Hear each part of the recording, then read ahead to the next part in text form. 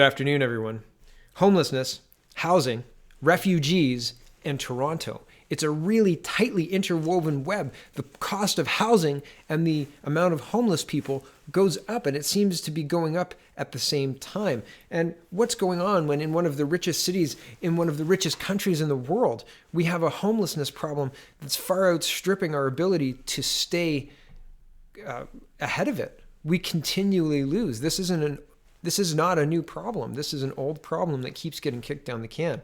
This report that I'm reading from now, No Fixed Address, was printed yesterday, January 21st, 2019. And we're going to look at how tightly connected all of this stuff really is. So No Fixed Address, here we go. The Rosedale Valley is a ribbon of calm winding through the bustling center of Toronto, a natural buffer of Manitoba maples and Japanese knotweed separating the mansions of South Rosedale from the crowded towers of St. Jamestown. It's also one of the few places downtown where someone can set up camp just minutes from churches that serve hot meals without fear of being moved along by city workers or police.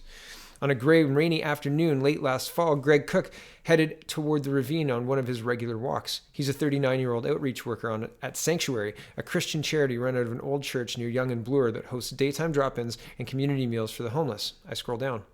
The valley felt secluded, the only noise the distant whoosh of commuters driving past and a pattern of rain on leaves. There were encampments beneath every overpass, mattresses and garbage bags of possessions next to small fire pits, a wheelchair sitting stranded in the mud. At the Glen Road pedestrian bridge, beside a collection of ragged tents, someone had laid down tar paper in the futile attempt to hold back the mud. I scroll down again. People have always camped in the ravines, but there are more doing so now than ever before. One night last April, city staff roamed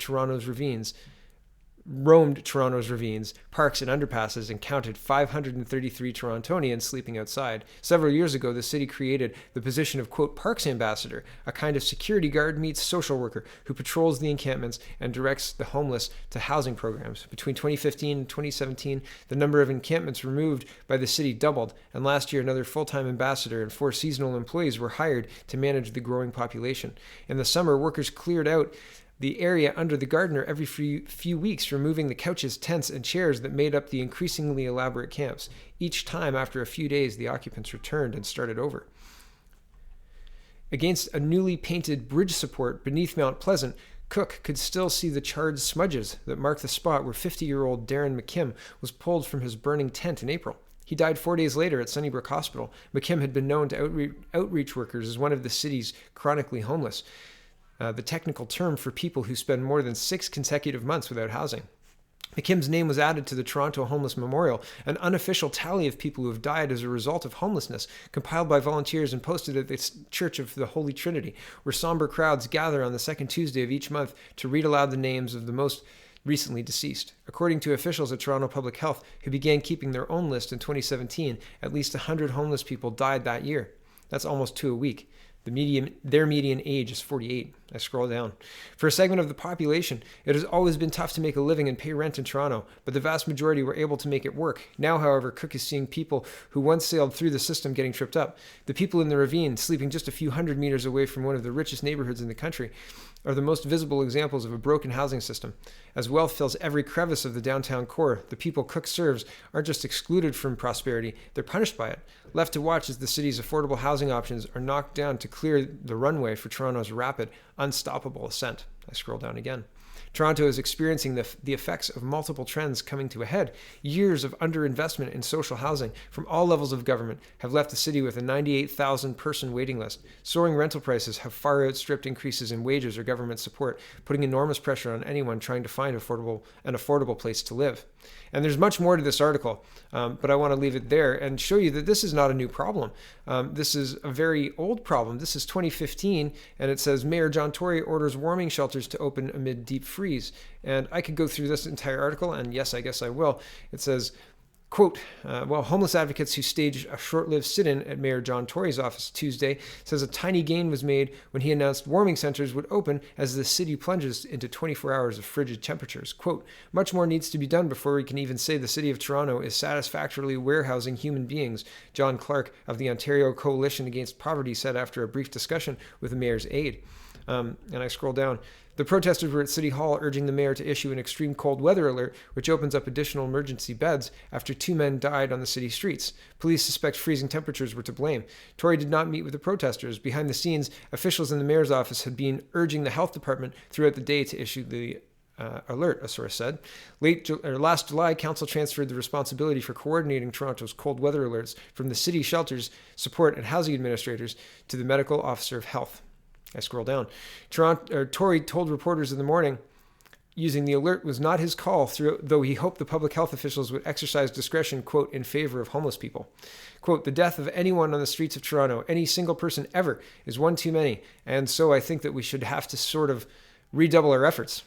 But by mid-afternoon, with no alert in sight and protesters ringing his office, Tory issued a statement saying the warming centers would be open as soon as possible. I scroll down again. Underlying the tragedy is that emergency shelters are running well above 90% occupancy level set by the council, Clark told reporters. Quote, that is putting intolerable pressure on the system. It's causing people to be turned away, and it's causing people to be put at risk, and it's killing people, he said. And I'm not saying that's overstating it or understating it, but that was what was reported in 2015. So this was a problem back then. 2017 as well. It's time to declare an emergency on homelessness in Toronto. And I'm not going to go through this article. Here's a 2018 article in January, almost a year to the day. Well, I mean, I guess it's the 22nd, isn't it? But still, January. Cold Snap highlights need to tackle a larger issue of homelessness in Toronto, activists warn. This is a more systemic problem. Let's go all the way back to 1998, back when the Toronto Star was an actual newspaper reporting actual news. Do you guys remember that? I barely do. I used to be a paper delivery boy. But this says, plight of the homeless, a national disaster, is reporting by the Toronto Star on Thursday, October 8th, 1998. This is not a new problem. And yet John Tory is treating it like every year we have to start at the drawing board fresh. This was from 2018 as well. John Tory reverses course on shelter, but he could do more for Toronto's homeless. And I just want to cherry pick from this article. It says, whatever the case, it highlights one of the mayor's real weak spots. He doesn't deal well with activists. He prides himself on forging compromise and struggles when his opponents aren't interested in reaching one. And then there's one other point. Oh, I guess not. Just highlighting Tory, he was hot-headed in an interview, and that was the wrong tab, I suppose. Anyway, here's 3 days ago. No, not 3 days ago. Last week, January 15th, the City of Toronto orders people living under Gardiner Expressway to leave within 2 weeks. So that is one more week they have to stay there, I suppose. But they're still clearing out the encampments made by people to stay warm in Toronto. But at the same time, I mean, this is a double-edged sword, right? On one side, it is, we don't want shantytowns. On the other side, where are these people going to go and not freeze? Here is another one, hidden camera footage. And this one was from today, so sorry about my misreporting of the dates. I apologize for that. Hidden camera footage reveals conditions inside Toronto's 24-hour respite centers. And it says housing advocates have released hidden camera footage of Toronto's 24-hour respite centers and one warming center to illustrate what they say is a growing housing and shelter crisis for the city's homeless population. Quote, you will see in the film footage many people in wheelchairs and walkers. You will see old people. You will see very young people, and they're stuck there for eternity. Street nurse and homeless activist Kathy Crow said during a news conference at Toronto City Hall Tuesday morning. This is a second-tier, second-class shelter system, and we are a second-class city to allow it to happen. The video, which runs nearly 6 minutes, shows a warming center with people laying on cots lined up next to each other in a hallway. And it is an interesting video. This is a 1-minute clip. We're not going to look at it right now, but it is informative. And I scroll down. It says, in a joint letter to Toronto's Planning and Housing Committee, Councillor Christian Wong Tam and Gord Perks said the deaths can be attributed to the severe lack of affordable housing, insufficient supportive and transitional housing, and mental health services, and shelter overcrowding. Quote, Toronto's housing crisis is so dire that disaster relief structures are being put into use are not enough, and we require an emergency response from all levels of government, the letter said. And I scroll down. Mayor John Tory responded to the advocacy group on Tuesday, saying that a declaration of a state of emergency will have little effect at improving the lives of the homeless. Quote, we've been advised by our lawyers, and I look at it not just from a legal standpoint, but I understand it is not just going to make a difference either in terms of the lives of the people we're trying to help or in terms of the attitudes of the governments. Tory said, quote, we're better off to spend our time sitting down with them, as I'm doing repeatedly, day by day and publicly, advocating that they should step in to help us where we need it, on supportive housing, on the refugees and longer term on the affordable housing. Right. What? I scroll down again. The group demanded 2,000 new shelter beds in 2019, noting that the city's plans for the creation of 1,000 new shelter beds by 2020 is not sufficient. Quote, "We are facing a homelessness crisis that requires a coordinated emergency intergovernmental human rights-based response," said the letter to the Planning and Housing Committee. It is imperative that we, as a municipal government, declare that homelessness is a humanitarian crisis which we do not possess the resources to manage alone in Toronto. The letter also calls for the support from the provincial government under the Emergency Response and Civil Protection Act and an application to the federal ministers to create an intergovernmental table to address housing and homelessness in Toronto. So, and one of the causes of this is the cost of housing. The cost of housing is going up. Our retirement packages are very bad. So as you age, you potentially start having a reverse mortgage on your house or whatever, and potentially, you end up homeless, not through no fault of your own, but circumstances happen, life happens, and people get caught out, and all of a sudden they're on the street, in their car, in their friend's house, or whatever. But the other side of the coin is Toronto has at least 40% of their shelters full with quote-unquote asylum seekers, refugees, illegal border crossers, people who are coming into Canada who are not citizens, who have not paid taxes, have not paid into our systems, have certainly not paid taxes in Toronto to fund these beds, and are utilizing them anyway. And despite the fact that 90% of them don't qualify for status in Canada. They do not qualify, not asylum, not refugee, no status. They just come and they wait. And trials can take up to, 24 to 48 months, 36 months. And they wait in hotels paid for by us, paid for by our tax dollars, because I have no idea. We have a two-tiered system. So here's two articles detailing the claims that I've just made. One from the Globe and Mail reporting, June 20th, 2018, waves of asylum seekers flood Toronto's shelters. And this was just made me, I couldn't possibly put my head where this person's head is, but I'll read this and just, we can all question together. It says, quote, "He could take the threatening phone calls, intimidation attempts, a home break-in by a military officer, and several arrests. But when his family was threatened, Freddie Maka Muguera, I don't know, sorry about your name, or sorry for mispronouncing your name, realized that the best way to keep them safe was for him to leave Uganda. He's now living alone in a shelter in Toronto and can't sleep at night because he worries about his family who have gone into hiding." It's interesting. Maybe if you didn't leave your family in Uganda, they might be better off. Maybe if you weren't in a shelter in Toronto, they might be better off, hey? I don't know. Here's the second one. Globe and Mail reporting on November 4th, 2018. This is a couple of months ago. The city of Toronto is standing by its statistics showing almost 40% of people in shelters are refugee claimants. A number challenged as false by federal immigration minister Ahmed Hassan in a continuing spat with his provincial counterpart. So instead of trying to solve the problem, he gets into a fight with the provincial counterpart, immigration minister. Okay, back to the article. Amid growing tension between Ottawa and the provincial government, Mr. Hassan last week accused Ontario Community and Social Service Minister Lisa MacLeod, who is responsible for the immigration file, of fear-mongering and using the issue of asylum seekers to, quote, demonize people. He was responding to her criticism of the federal government's lack of plan for dealing with the influx of people crossing the U.S. border into Canada.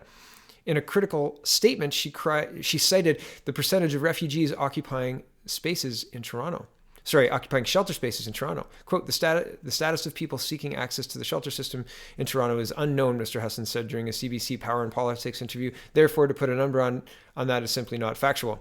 But an official with Toronto Shelter Services said the number accurately reflects how people staying in shelters describe themselves. So they're self-identifying, but that doesn't change the fact that 40% of people are saying, yeah, I'm here because I'm a refugee. So regardless of this whole spat was insanity, it still is crazy that it hasn't been resolved in any way. And we still have people illegally crossing the border and RCMP officers holding their luggage. And we still have shelters absolutely full and terrible, terrible conditions for everybody involved. The taxes don't go to help people who don't live and work in these cities. And they don't go to people who maybe are running away from the United States to have an easy life in Canada while they wait for their immigration trial or their migration trial or their refugee trial or whatever it is that brings them into the country as a permanent resident under the whichever banner they're trying to access those rights. But while they wait, they're taken care of by the Trudeau government to the tune of a lot more money than I'm comfortable with personally. So I think it's interesting that this homelessness problem has gone on for so long. I think that it's interesting that every single year we can have the story calling for a a state of emergency, and this is a disaster, and all of these things, and nothing ever changes. In fact, people double down and say, don't worry about it, everything's fine. Everything is clearly not fine. We have millennials, an entire generation of people who are graduating high school now, that home ownership is, never mind something that is so far off that they're not even thinking about it, so not saving, not doing anything. It is out of reach financially, period. There isn't anything they can do. They have to purchase a house to go to school. $200,000 debt is nothing to sneeze at. That's a lot of money, especially when all it gets you is indoctrinated. So from the cost of housing to new units to affordability and condos with their fees, we have a structural problem. And it seems like the government is completely unwilling to do anything to address it other than bring in more people. And they can't explain why that solves the problem. So talk about a crazy, crazy immigration policy when you look at the problems we have domestically, specifically in our biggest cities, Toronto, Montreal, Vancouver. Finally today, Dave Rubin has Maxime Bernier in the studio today. So he says, quote, got birthday boy Matisse man, and Canada's man of the people, Maxime Bernier, in studio today, then off to San Jose for a show with Jordan B. Peterson. Coffee, don't fail me now. Wouldn't it be funny if I said San Jose? Have a wonderful day, everybody. Have a wonderful evening. And check out the People's Party of Canada to hopefully have a sane immigration policy and hopefully to have some kind of pathway to fixing the broken housing market that is afflicting everyone in Canada. It's not just the big cities anymore. Thanks for watching, everybody. Have a great evening.